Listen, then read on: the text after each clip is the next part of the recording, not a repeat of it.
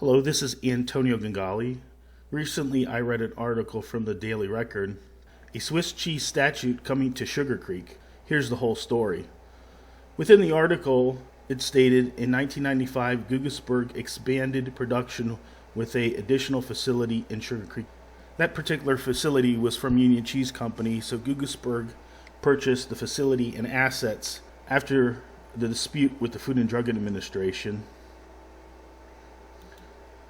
In that particular case, all the provisions of the court order of the June 16, 1995 shall remain in full force and effect except where expressly modified by the supplemental order.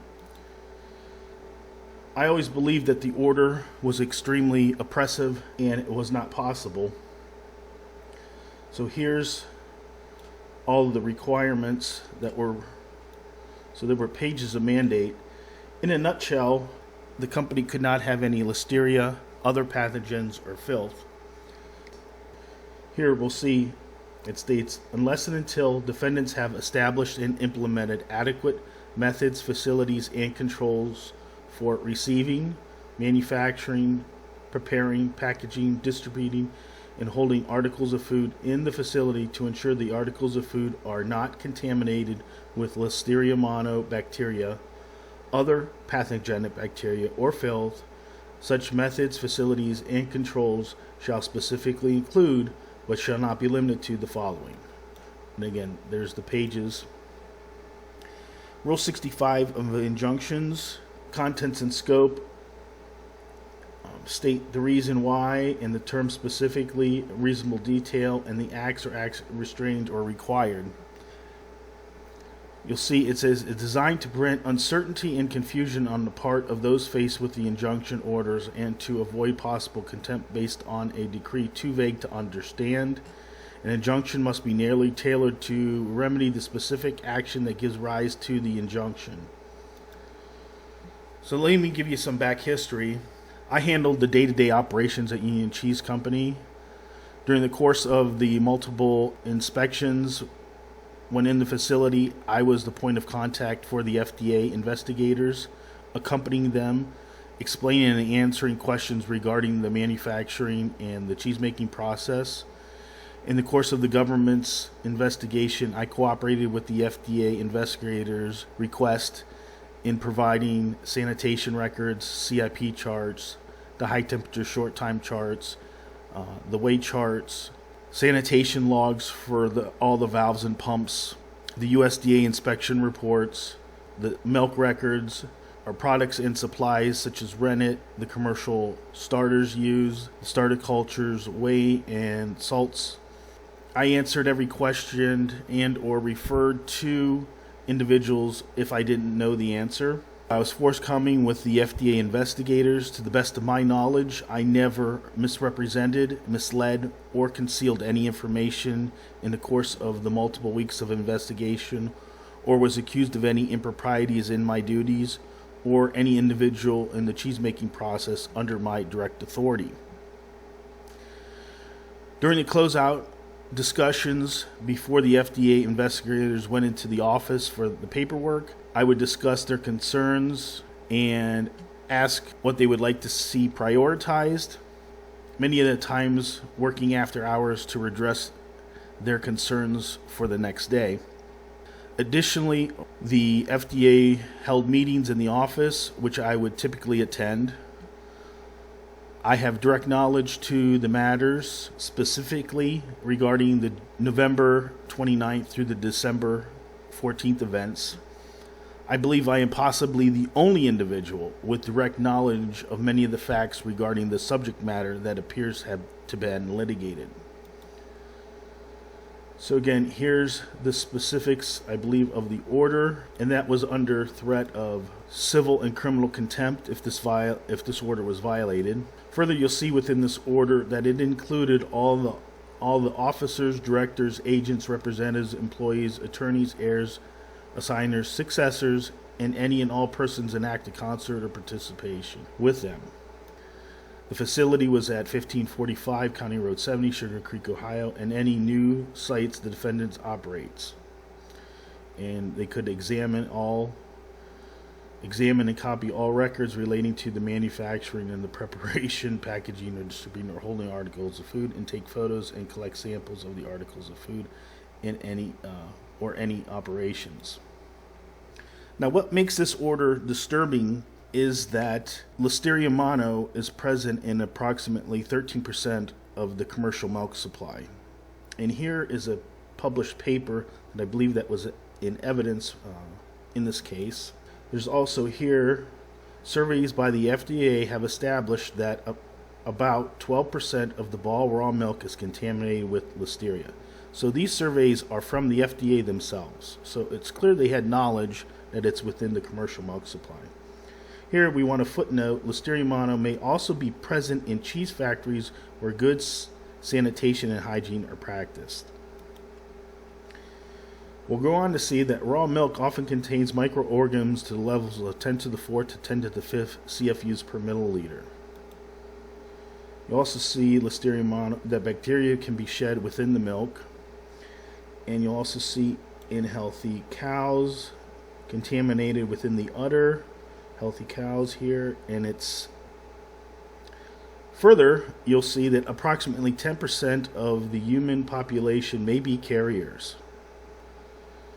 Within this order, it also that Joseph Michael Madden, PhD, Strategic Manager for Microbiology, Center for Food Safety and Applied Nutrition for the FDA, testified, anything that comes in contact with Listeria Mono can be contaminated.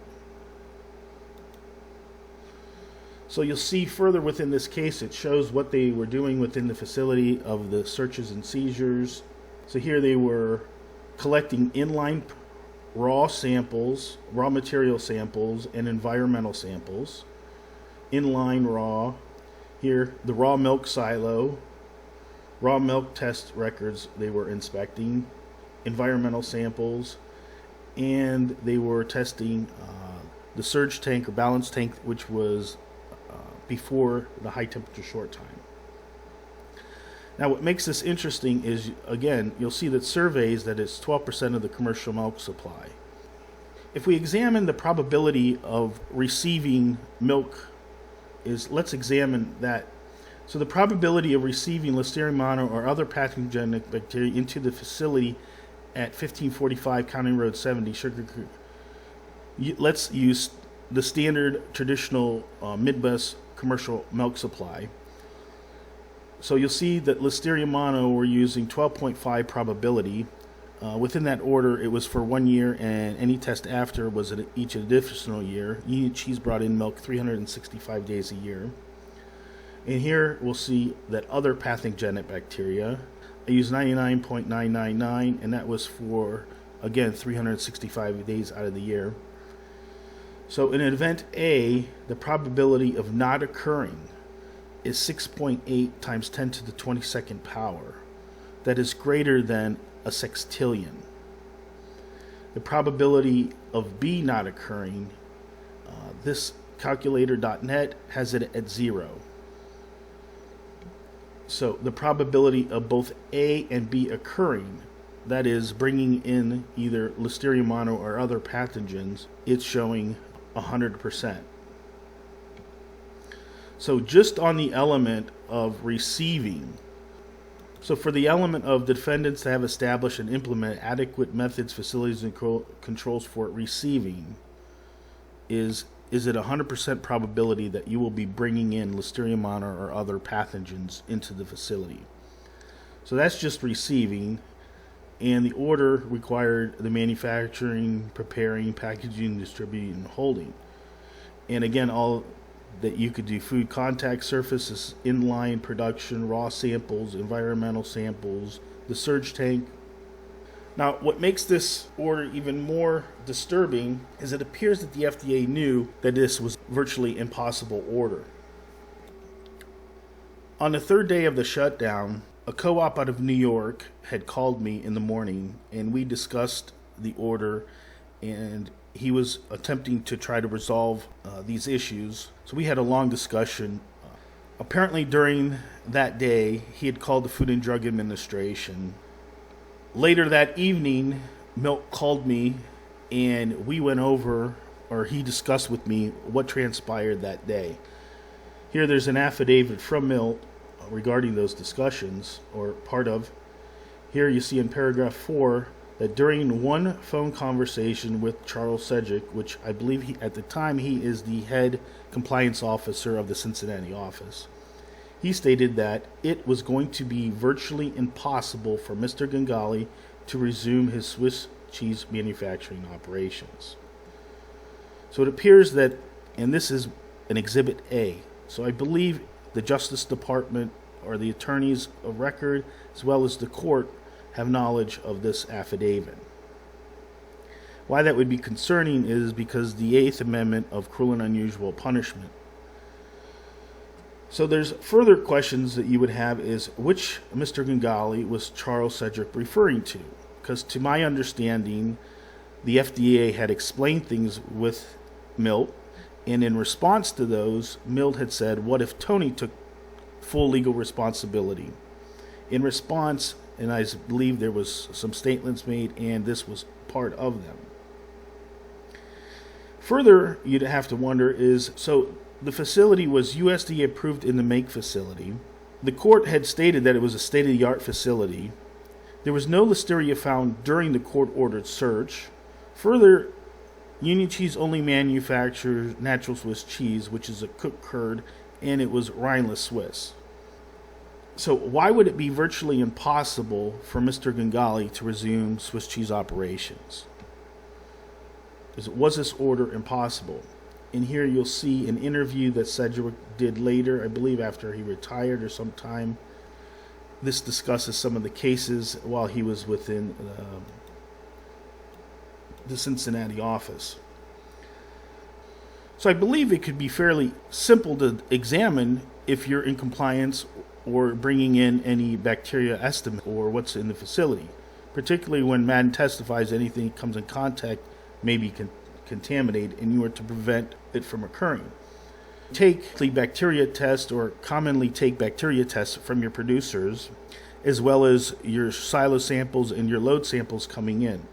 So the FDA was inspecting those records. So if you were to wonder if compliance, you would simply go to your testing records and examine it.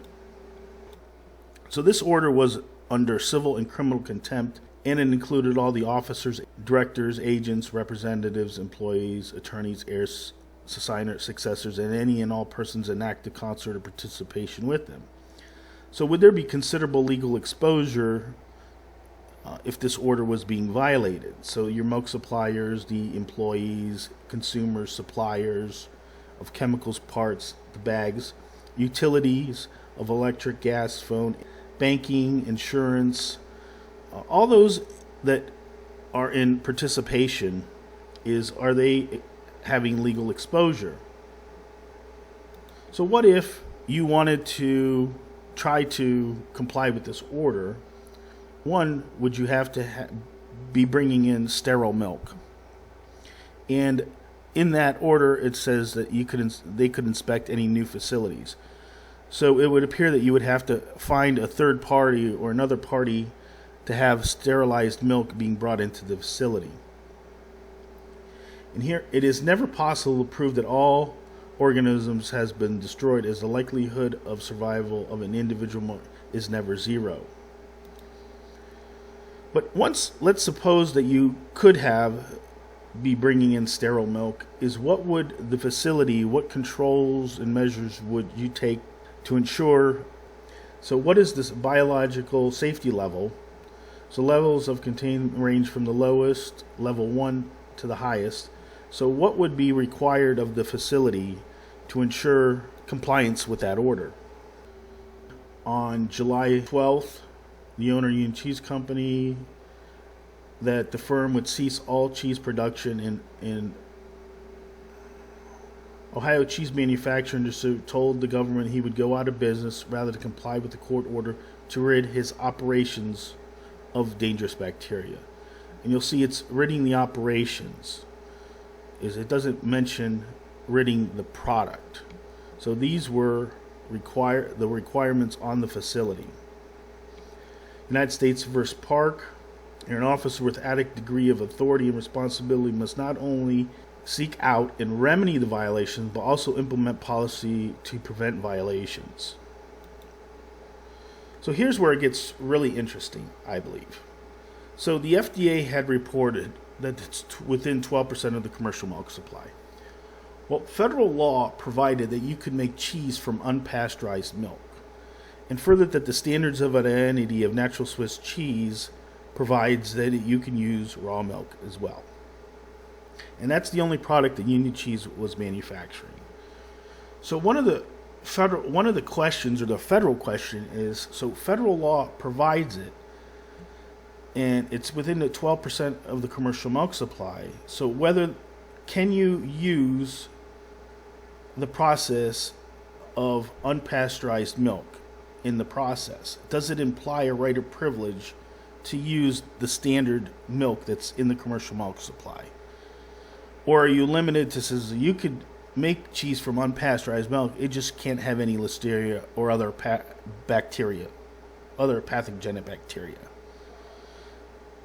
So does it imply, yes, you can use the standard milk supply, and federal law provides that it could be raw. So, and if that's the case, then there's the issue of where would it be within the facility? Where would this zero tolerance of this Listeria be within the facility? So does this order, is whether the June 16th order, is it restraining lawful behavior?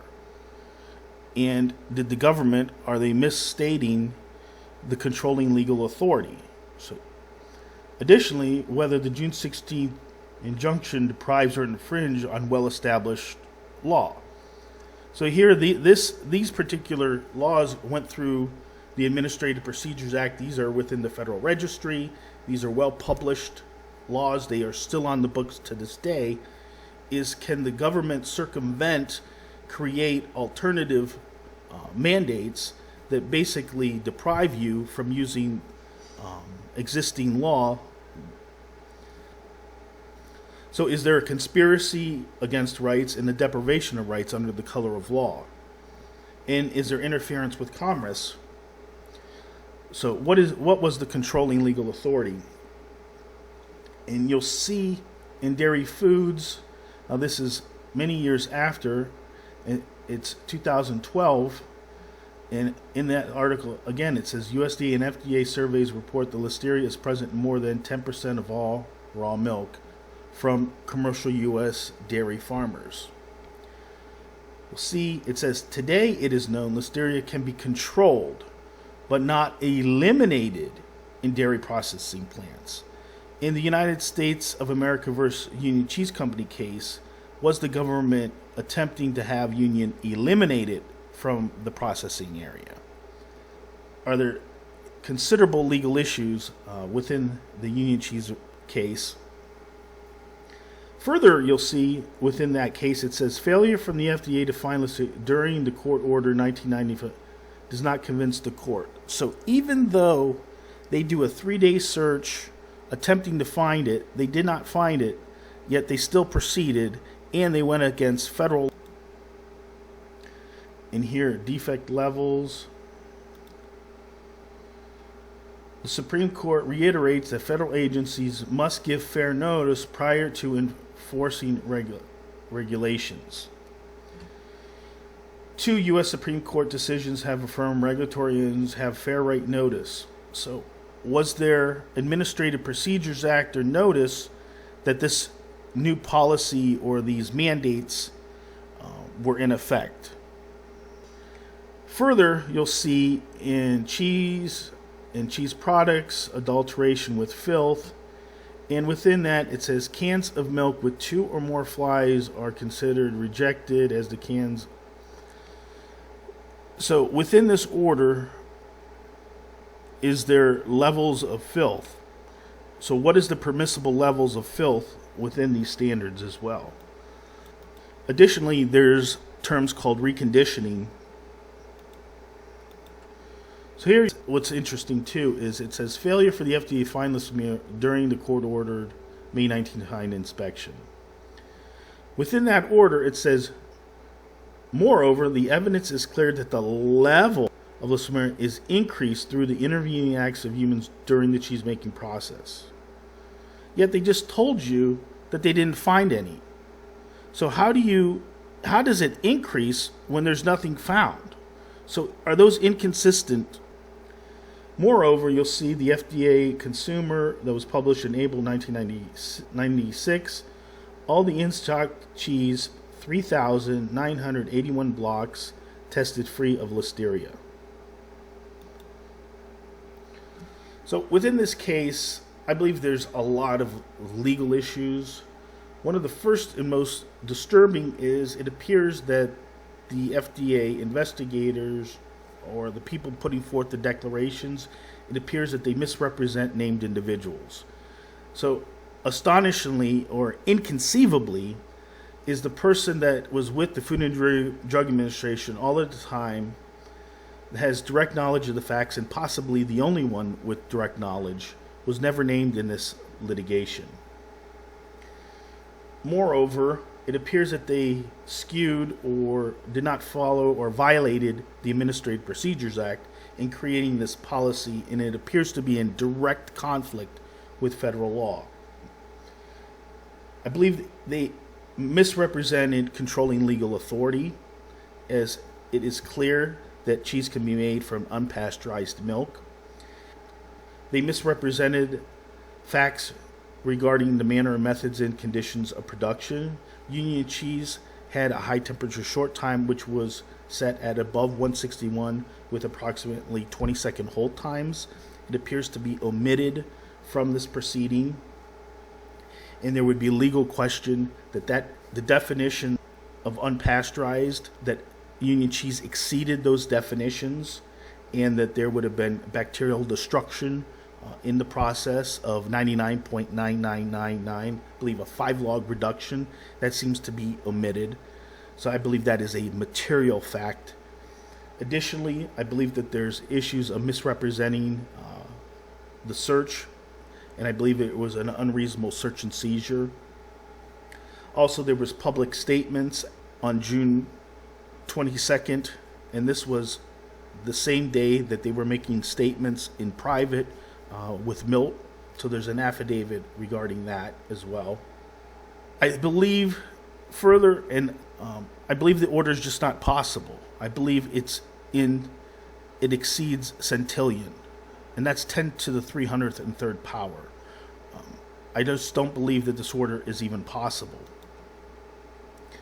And again, here is the declarations of the individuals that put forth certain things, which I believe, and you'll see 18 U.S. Code 1623, false declarations before the court. There's also issues of possible perjury, the due process violations, notice to the adverse party, Fourth Amendment, unreasonable search and seizure, deprivation of rights under the color of law, conspiracy against rights, failure to join party, the representations to the court. Rule 11, I believe the court lacks subject matter jurisdiction. Again, I believe they skewed the or violated the Administrative Procedures Act. I believe there's Eighth Amendment violations of cruel and unusual punishment. There's issues, I believe, of constitutionally vague, the vagueness doctrine. So, and there was multiple individuals that I believe placed false declarations within the court here. And I believe there's a lot of issues of the attorneys, what they're putting before the court, misrepresentations to the court. Again, I believe there's a major issue of failure to join a party under Rule 19, and that the court lacks subject matter jurisdiction. And if you examine the trial record, it is clear that the company on multiple times informed the court that there was issues of wrong individuals named in this action. I believe there's considerable issues of whether there was criminal conduct by the government actors, with whether there was willfully depriving of rights and conspiring against rights, and a whole list of other things. Are there issues that the judgment is void?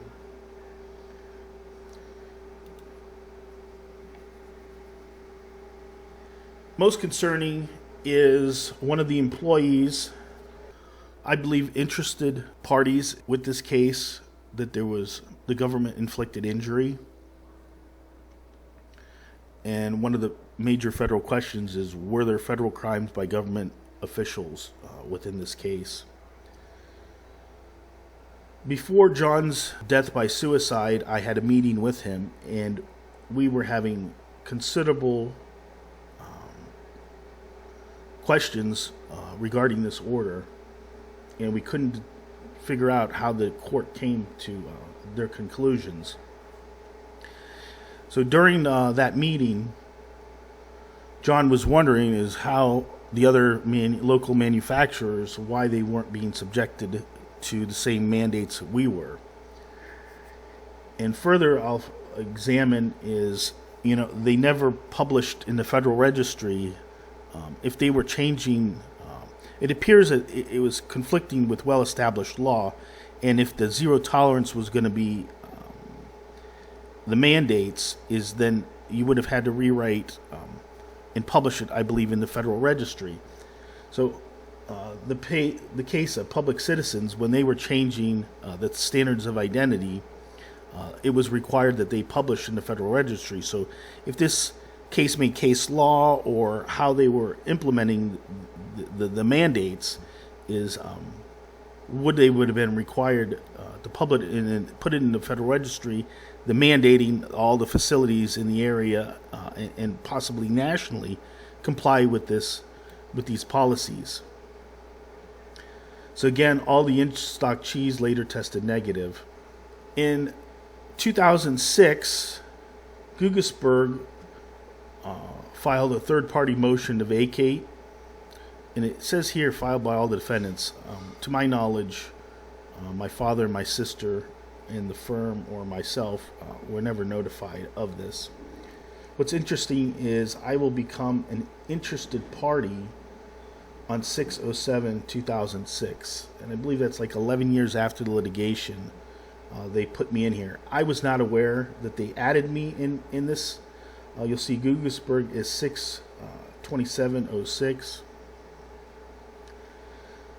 I had discovered this when I was doing just a search of my name. And so what makes these matters even more interesting is on 4/18/01, you'll see here on March 26, 2001, Antonio C. Gongali III filed a pro se petition for redress of grievances pursuant to U.S. Constitution's First Amendment to petition the government for redress of grievance. The petitioner is adjourned from filing any new lawsuits or other documents with this court. So that's an astonishing. So I have a YouTube page that gets into some of the legal issues regarding abridging the First Amendment right to petition, as well as here, federal trial with wrong individuals named. That goes into more details and evidence within that, as well as I have a habeas corpus petition within there. So I'll close with the Code of Conduct for U.S. Judges. Here, a judge should accord every person with a legal interest in a proceeding and their lawyer a full right to be heard according to law. So I believe in 2 federal injunctions or restraints. I was not able to participate or be heard in those actions.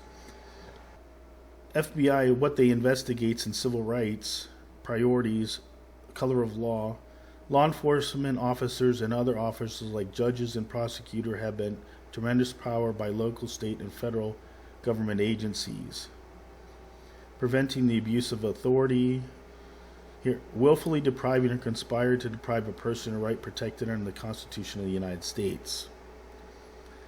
Color of law violations include, but not limited to, false arrest and obstructing justice. The U.S. Constitution guarantees the right against unreasonable searches and seizures, prohibits the use of cruel and unusual punishment, and secures the right of due process. So I believe all of those were violated within the Union case. I believe being deprived access to the use of the courts, I believe there's issues with that. as well as the other cases that were transpiring at the time. Here, we uphold civil rights of all people in the United States. If you believe your civil rights or someone else's has been violated, submit a report using our online form. Here, you'll also see the motion of Guggisberg Cheese to vacate the injunction.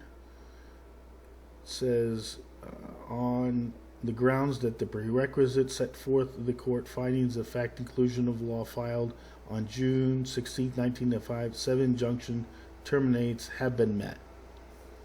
Within that filing, on page 3, ingredients, raw milk loads.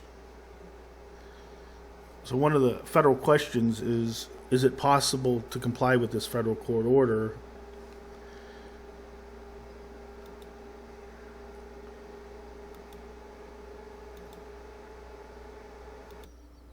So I believe depriving me access to the courts create enormous legal issues. And I believe I've been deprived meaningful access to courts. I believe it's deemed an inalienable right, and most important of all, because on it, all other rights, even the rights to life, liberty, and the pursuit of happiness, were made to depend. Violating a First Amendment constitutional right, even for short periods of time, is always irreparable. Plaintiff argues in their memorandum the First Amendment violations are continuing and or there will be substantial risk of future harm is likely to occur. U.S. Department of Justice Civil Rights Division, if you believe your civil rights or someone else's have been violated, submit a report using our online form.